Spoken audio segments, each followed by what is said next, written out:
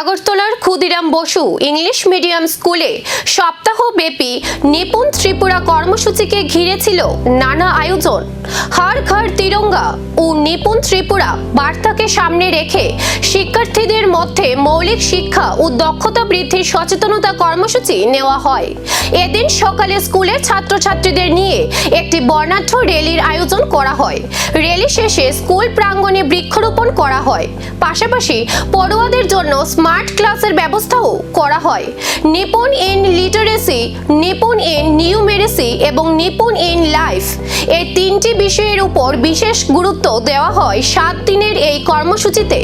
পড়াশোনার পাশাপাশি পড়ুয়াদের আত্মবিশ্বাস, সৃজনশীলতা, চিন্তা শক্তি ও দৈনন্দিন জীবনের প্রয়োজনীয় দক্ষতা অর্জনের বার্তা দেওয়া হয়। স্কুলের প্রিন্সিপাল জানান, মূলত প্রি প্রাইমারির বাচ্চাদের ফাউন্ডেশন শক্ত করার লক্ষ্যেই এই কর্মসূচি। Good morning.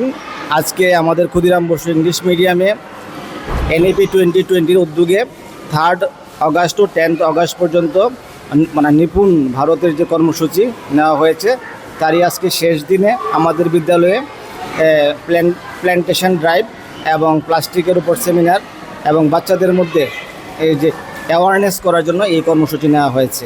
এবং পাশাপাশি এই উদ্যোগটা যে বাচ্চাদের নিউমেরেসি এবং লিটারেসির উপর আরেকটু বেশি জোর দেওয়া হয়েছে, যেটা আমাদের যে টার্গেট, আমরা যাতে আমাদের বাচ্চাদের সেরকমভাবে ফাউন্ডেশন দিয়ে তুলতে পারি, সেটার একটা উদ্যোগ নেওয়া হয়েছে। বাচ্চাদের মধ্যে অ্যাওয়ারনেস ক্যাম্পিংয়ের ব্যবস্থা করা হয়েছে এবং তাদেরকে আমরা প্ল্যান্টেশনের যে ইম্পর্টেন্স সেগুলো নিয়ে আলোচনা হয়েছে, একটা র্যালি হয়েছে।